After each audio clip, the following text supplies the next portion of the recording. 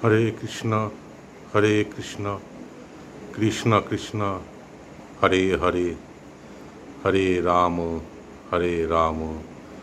রাম রাম হরে হরে। গৌরের ভক্ত যত কহিতে না পারি, অঙ্গনে বসিলা সব হইয়া সারি সারি। বঙ্গদেশ থেকে আগত অসংখ্য ভক্তগণ সারিবদ্ধভাবে অঙ্গনে বসলেন।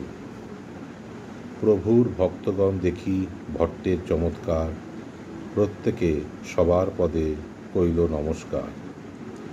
শ্রী চৈতন্য মহাপ্রভু সমস্ত ভক্তদের দেখে বল্লভ ভট্ট অত্যন্ত চমৎকৃত হলেন এবং তাঁদের সকলের শ্রী পাদপদ্মে তিনি সশ্রদ্ধ প্রণতি নিবেদন করলেন। স্বরূপ জগদানন্দ, কাশীশ্বর, শঙ্কর পরিবেশন করে আর রাঘব দামোদর।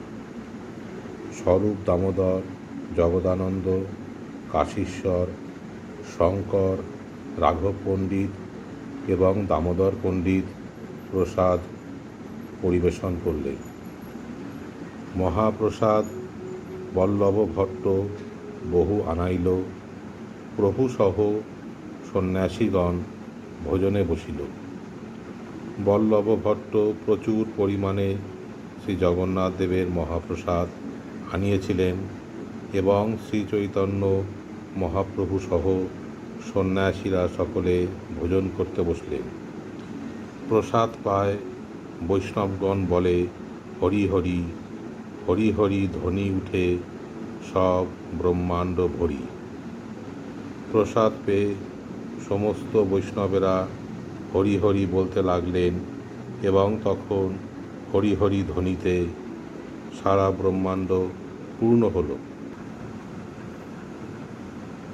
মালা, চন্দন, গুবাক, পান অনেক আনিল। সবা পূজা করি ভট্ট আনন্দিত হইল। প্রসাদ সেবন করার পর সমস্ত বৈষ্ণবদের জন্য বল্লভ ভট্ট প্রচুর পরিমাণে মালা, চন্দন, সুপারি এবং পান আনলেন। এইভাবে সকলের পূজা করে বল্লভ ভট্ট অত্যন্ত আনন্দিত হলেন। রথযাত্রা দিনে প্রভু কীর্তন আরম্ভিলা পূর্ববৎ 7 সম্প্রদায় পৃথক করিলা।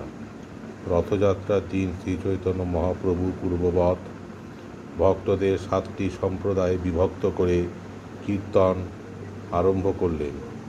অদ্বৈত, নিত্যানন্দ, হরিদাস, বক্রেশ্বর, শ্রীবাস, রাঘব, পণ্ডিত গদাধর 7 জন 7 ঠাঁই করেন নর্তন, হরিবোল বলি প্রভু করেন ভ্রমণ।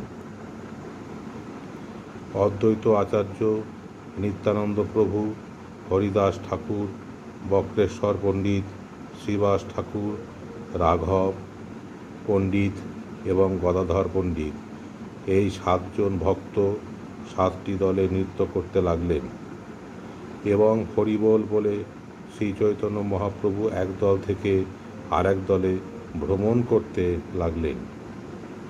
14 মাদল বাজে উচ্চ সংকীর্তন, এক এক নর্তকের প্রেমে ভাসিল ভুবন। 14টি মাদল বাজিয়ে অত্যন্ত উচ্চৈস্বরে সংকীর্তন হতে লাগল এবং এক একজন নর্তকের প্রেমে জগৎ প্লাবিত হতে লাগল।